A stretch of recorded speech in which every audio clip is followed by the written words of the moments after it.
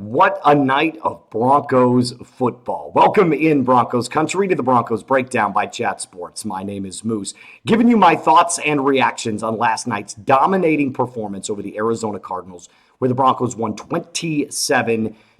I apologize for the vocal strain if you are tuning in. Last night got a little wild, a little rowdy. If you pulled up to the watch party, we had a lot of fun, had a lot of great people that joined. It was a great time. Thank you so much to everybody that donated to the channel, but this is why you subscribe, right? Every single day, no matter what the condition, we're going to be bringing you Broncos content, instant thoughts, news, rumors, reaction, and analysis. So hit that subscribe button. Let's talk about the offense and the defense in this video because both sides dominated the football. Now, I'm going to highlight some standout performances on both sides of the football. Last night, specifically, the offense getting after it. The defense was really good, too. I'm going to nitpick a couple of fine-tuning and fine-tweaking things for the defense, but for the most part, the defense was also very stout. In fact, if you've done the math so far, in the first two preseason games, the Broncos defense has only given up 14 total points. 7 in the first game, 7 in the second game. The 2 points extra that the 49ers got, believe it or not, was the safety that Bo Nix took. So the defense has only given up 1 touchdown in both games, which is excellent. Let's start with the offense. If there was a preseason MVP award, Jarrett Stidham would be the winner. Last night, 16 of 23 for 240 yards. 2 touchdowns, no picks, a passer rating of 132. So if you're doing the math based off of last week's performance and the numbers, it wasn't nearly as good, right? Like a 144 passer rating last week, 132, but this dude is on fire. I mean, this dude is absolutely on fire. He is now thrown for, in 4 full total quarters of play, 376 yards, 4 touchdowns, 0 interceptions. I mean, he is really executing Sean Payton's offense to perfection. Now, granted, he is going up against, backup players, 3rd and 4th stringers, some 2nd stringers, and I know there's going to be some fans down in the comment section. It's preseason. None of this matters. The fact that we're dissecting this is laughable, but you have to look at the bigger picture here. The fact that there are some players like Troy Franklin, who we're going to talk about, Pat Bryant, who we're going to talk about, Evan Ingram, who we're going to talk about, and RJ Harvey. All of these players are going to see massive roles in this Broncos offense come the regular season. So there are some big takeaways because you want to see them have a nice fit in this Sean Payton system because once Bo Nix gets out there with the first string offense, you're going to be going 100%. Full speed down the tracks. So you want to see these type of standout performances early on in preseason so that once week 1 rolls around against the Tennessee Titans, you don't miss a beat. So let's continue a little bit more about Jarrett Stidham here. I think his pocket presence and his pocket awareness was on full display last night. His manipulation of the pocket, sliding up, sliding right, sliding left, throwing across his body, understanding when to throw the ball away, understanding when to check the ball down. He did everything right last night. He had a couple of beautiful touch passes, one up the seam to Troy Franklin for that first touchdown, and then a fade route to the back pylon to Troy Franklin as well in the end zone. Jarrett Stidham is easily lighting it up. And I know there was a couple of fans that were saying, and producer Casey as well, getting out and saying, is there a possibility the Broncos could trade Jarrett Stidham?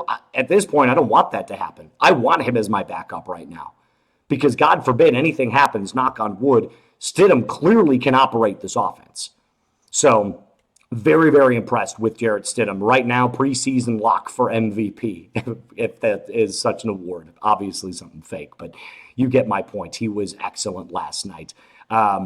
Spewed the play calls out well, called audibles when he needed to call audibles. He's never been a great arm talent player, right? Like he's never had the talent of a guy like Justin Herbert or, any of the starting caliber quarterbacks that you see as these franchise players. But for a backup quarterback, that's exactly what you want to see is domination of the 2nd, 3rd, and 4th string players.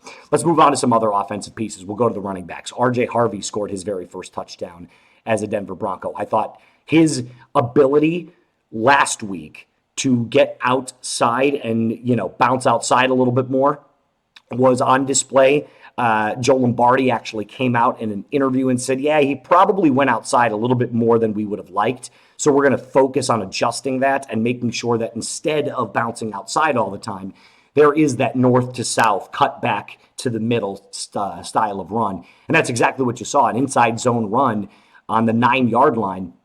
He thought about bouncing outside, cut back inside, pushed through the B gap, and then just powered his way forward for a touchdown. So it clearly showed the maturity and the maturation of, his coaching.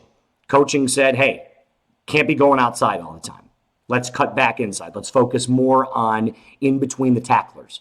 And that's exactly what he did. And he looked so much better this week than he did last week. And last week, I didn't even think he looked that bad. So RJ Harvey's progression from week 1 to week 2, granted it was a small sample size, was clearly on display. He's got strong legs, that lower center of gravity, that lower body to push forward. There were a couple of plays where he had gotten hits, on his initial contact at about 1 to 2 yards off the line of scrimmage, and then just kept plowing his way forward for an extra yard or two. There was one specifically where he got hit after about 1.5 yards of carry, and then just moved his way forward for a gain of about 4. So his ability to also plow his way forward and be that north to south runner rather than that east to west runner was again on display last night, and something that I'm sure Sean Payton and Joe Lombardi were trying to ingrain in him for last night's game plan. So RJ Harvey, props to you, my friend. He's looking great as well, and welcome to Mile High with your first touchdown. Then let's go on to the wide receivers, because I really think this is where we need to talk about how great things looked. I'll continue to say it, and I'll say it until I'm blue in the face. Tell me a player on this team who has had a better training camp, a better offseason, a better preseason than Troy Franklin. I mean, it looked fully like a different player last night. Not only did his breaks look crisp and sharp, but his manipulation of zone defense was awesome. His spacing was great. So on his first touchdown pass, that's a seam route up the sideline, and it's a touch pass. It's a very tough pass to throw because you've got safety covering up at the top of the field. You've got your cornerback that's covering that first zone. Troy beats his corner off the line of scrimmage, and then rather than cutting back to the middle of the field, he knows that if I just float up that sideline and I get a nice little touch pass, I'm going to have that little soft area between the safety and the corner where I can just pounce my way into the end zone. Because if he cuts back towards the middle, the safety is going to read that and then jump up on the route. So this is actually, even though it was a great pass from Jarrett Stidham, this was more so about the Troy Franklin route run and his understanding of spacing. So that first touchdown pass, went back and watched the film. I was very, very impressed for a second-year player to come out and understand where he needs to be and where he can make the most damage happen. Was a beauty to watch. The second touchdown pass was just, you go one-on-one against your man. You go up against tight coverage like that. Beautiful fade route ball to the back pylon from Jarrett Stidham where he just comes down, puts it in the breadbasket.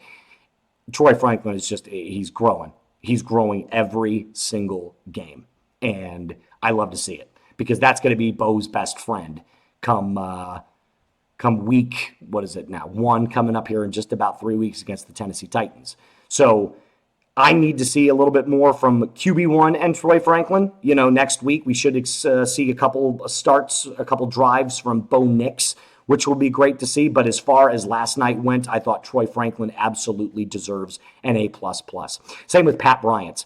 Pat Bryant is one of these players that I can very, very easily see becoming wide receiver 3 on this team. If I had to put Troy Franklin at wide receiver 2 right now, we're going to see where Marvin Mims fits into all this because, he hasn't seen the field nearly as much. He didn't see the field a lot this week at all, actually. But Pat Bryant in cover 3 and cover 2 has been sensational. His ability to get over the middle of the field now, his flood routes, his crossing routes, his dig routes, again on full display. And I think what you saw last night was the trust of a veteran quarterback in a rookie wide receiver. Jarrett Stidham fed Pat Bryant all night long in the first half. And while Pat Bryant did not find the end zone, his ability to create chunk plays over the middle of the field is what helped the Broncos move the field consistently down the field. So that's how they moved the football last night. You know, it was a 15-yard dig route over the middle of the field caught to Pat Bryant, or an 8-yard reception for a first down on a crossing route over the middle of the field. Pat Bryant's going to make a living over the middle of the field. He's not going to be a burner. He's not going to be the guy that stretches the field. He's not going to be that go route player up the sideline like we saw Troy Franklin or what we're going to see from Marvin Mims. He's going to be your safety blanket over the middle of the field, kind of like an Evan Ingram, who also, by the way, last night got his first catch and broke 2 tackles, shredded the defense, showed a little bit of that speed he was known for in his younger years. So I love to see him getting involved. Got the Broncos hyped, got Empower Field at Mile High rocking. So Evan Ingram had a great play as well. Overall, from the Broncos offense last night, the offensive line looked so much better. They held up on all of their blocks. They, did a little bit more in run protection as well. I thought the Broncos offensive line from game 1 to game 2 was a night and day difference. So I have to give my kudos to Sean Payton and Joe Lombardi, and as well as all the players that stepped foot on the field last night, because it was a different looking offense than what we saw against the San Francisco 49ers. I realize we're already at 11 minutes, so I'm going to touch briefly on the defense, who again looked really, really stout. A couple of players that definitely stood out to me. Jonah Ellis set the edge perfectly last night. A couple of blitz packages where he really got after Toon from the Arizona Cardinals, that third-string QB, and Ellis just made his life a living hell all night. He also was great against the run, had patience and field vision to sit back and wait on a draw play or a counter play on a running back, and then just cut through his gap and stifle the running back. He had a really nice, I think it was a loss of 4, stuff in the backfield where he got really hyped, but also had a ton of pressures on the quarterback last night. He looks like a completely confident player in his ability, and you're going to be looking forward to him this year. I can guarantee you having a big piece in that rotational pass rush for the Broncos. So if Cooper needs to come out for a play, if Benito needs to come out for a play, Jonah Ellis is going to get in, and he's going to be your 6th man off the bench. Loved what I saw from him last night. A couple of other players. I have my notes written down on my phone again. I don't have my usual setup, so I want to make sure that I get this right. Jordan Turner had 2 sacks and 3 quarterback hits last night. He played outstanding. I thought the blitz scheme packaging from Vance Joseph was sensational. I mean, it was chess, not checkers. There was a couple of plays where they showed an all-out blitz and then dropped 3 linebackers back in coverage so that they only rushed 4.